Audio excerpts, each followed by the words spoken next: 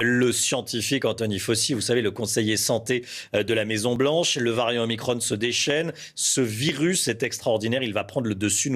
Si le conseil scientifique dit demain il faut aller vers la vaccination obligatoire, je suivrai le conseil Le pass scientifique. vaccinal est la dernière étape avant la vaccination obligatoire. On sait ce que ça veut dire.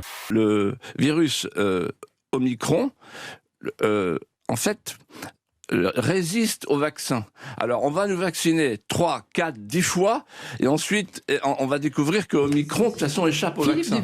C'est même pire que ce qu'on craignait. Les Anglais, encore eux, viennent de donner des chiffres en vie réelle. Alors attention, ne frissonnez pas, mais après 2 doses de Pfizer, l'efficacité n'est que de 19%. Et on parle d'une efficacité 2 semaines après 2 doses. Avec AstraZeneca, l'efficacité est nulle après 2 doses. Donc vraiment, contre Omicron, 2 doses, ça ne suffit pas.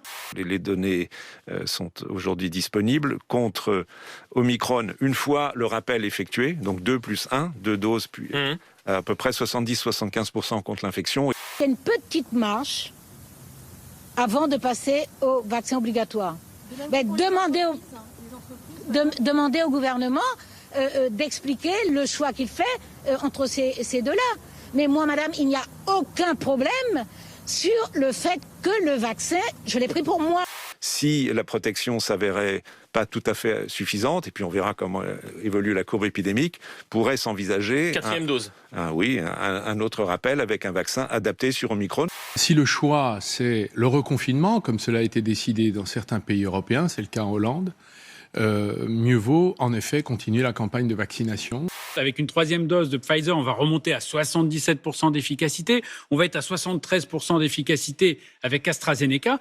J'ai entendu le président du conseil scientifique nous parler déjà de 4e dose et de 6e vague.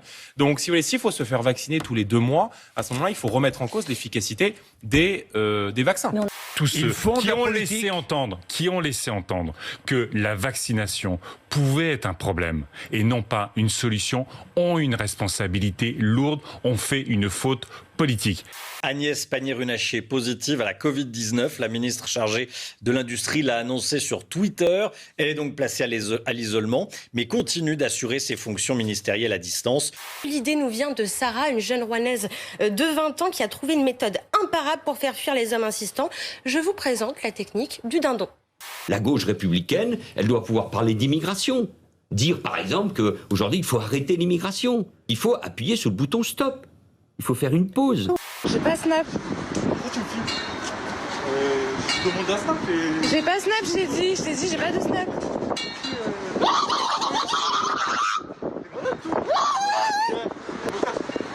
Elle représente l'archange Saint-Michel terrassant le dragon, une illustration religieuse de la lutte contre le mal.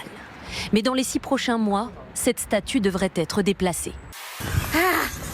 Passe-moi ton Snap, s'il te plaît.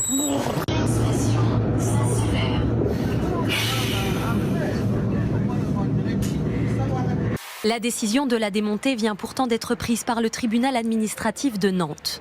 Un jugement salué par la Fédération laïque La Libre Pensée, qui avait saisi la justice dès janvier 2019.